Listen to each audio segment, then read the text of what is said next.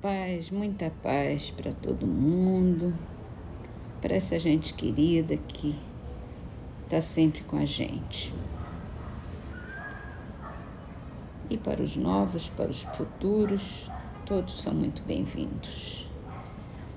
No livro Agenda Cristã, de André Luiz, psicografado por Chico Xavier, hoje chama-se Sinais. Sua conversação dirá das diretrizes que você escolheu na vida. No Livro dos Espíritos, é a pergunta 979. Não serão para a alma causa de penosa apreensão que pode alterar sua felicidade saber que ainda tenha de passar por provas para se purificar? Para a alma ainda maculada são. Daí vem que ela não pode gozar de felicidade perfeita, senão quando esteja completamente pura. Para aquela, porém, que já se elevou, nada tem de penoso pensar nas provas que ainda haja de sofrer. Kardec coloca aqui uma nota. Goza da felicidade a alma que chegou a um certo grau de pureza. Um sentimento de grata satisfação a domina. Sente-se feliz por tudo que vê, por tudo que a cerca. Levanta-se-lhe o véu que encobria os mistérios e as maravilhas da criação, e as perfeições divinas em todo esplendor lhe aparecem. Muito bem. Vamos então para o Evangelho segundo o Espiritismo. A gente está falando sobre reencarnação. O capítulo se chama Ninguém poderá ver o reino de Deus se não nascer de novo.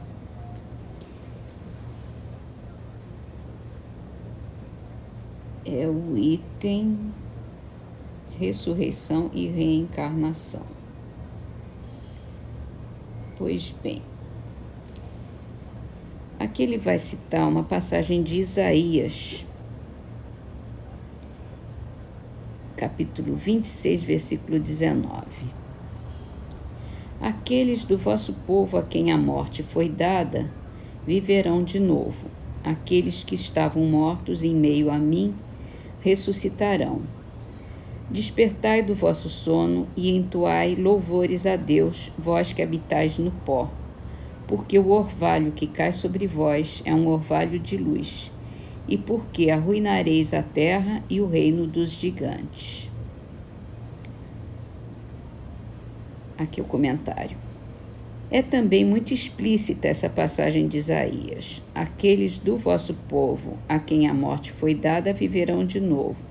Se o profeta houvera querido falar da vida espiritual, se tivesse pretendido dizer que aqueles que tinham sido executados não estavam mortos em espírito, teria dito ainda vivem e não viverão de novo.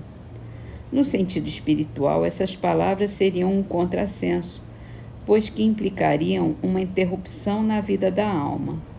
No sentido de regeneração moral, seriam a negação das penas eternas, pois que estabelecem, em princípio, que todos os que estão mortos reviverão.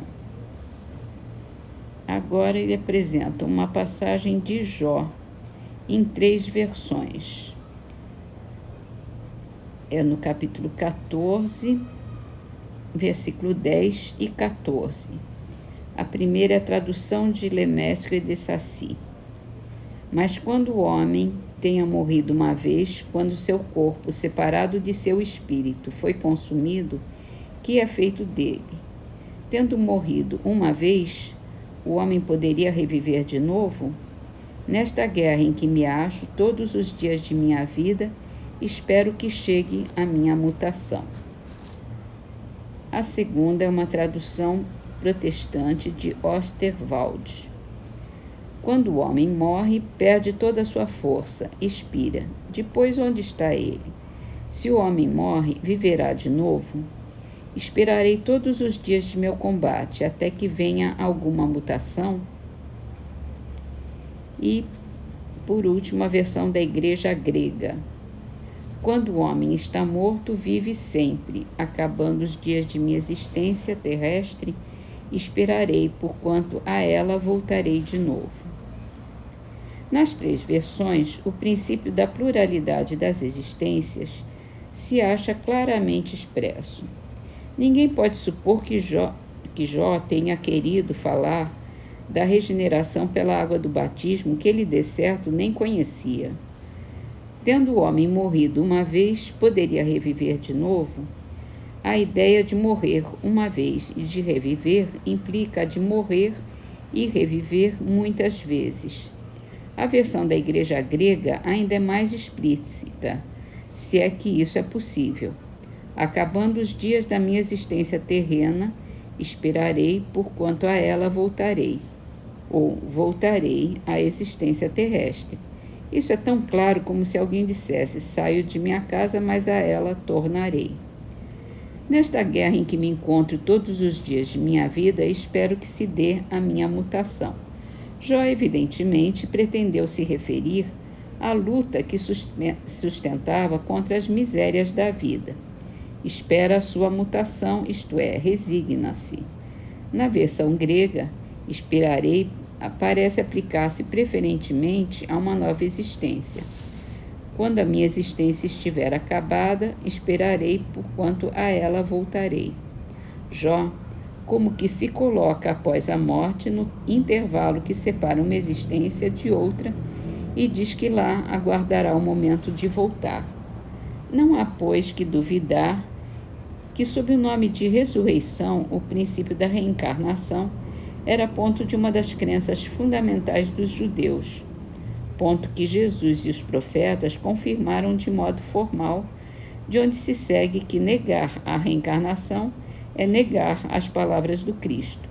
Um dia, porém, suas palavras, quando forem meditadas sem ideias preconcebidas, reconhecer-se-ão autorizadas quanto a este ponto, bem como em relação a muitos outros. A essa autoridade do ponto de vista religioso se acrescenta o ponto de vista filosófico as provas que resultam da observação dos fatos. Quando se trata de remontar dos efeitos às causas, a reencarnação surge como de necessidade absoluta, como condição inerente à humanidade, numa palavra, como lei da natureza. Pelos seus resultados, ela se evidencia de modo, por assim dizer, material, da mesma forma que o motor oculto se revela pelo movimento. Só ela pode dizer ao homem de onde ele vem, para onde vai, por que está na terra, e justificar todas as anomalias e todas as aparentes injustiças que a vida apresenta. Sem o princípio da pré-existência da alma e da pluralidade das existências, são ininteligíveis, em sua maioria, as máximas do Evangelho, razão pela qual tem dado lugar a tão contraditórias interpretações. Está nesse princípio a chave que lhes restituirá o sentido verdadeiro. Desculpe por tanta gagueira. Gaguejante. Vamos então encerrar nossas leituras com as notas, simples notas.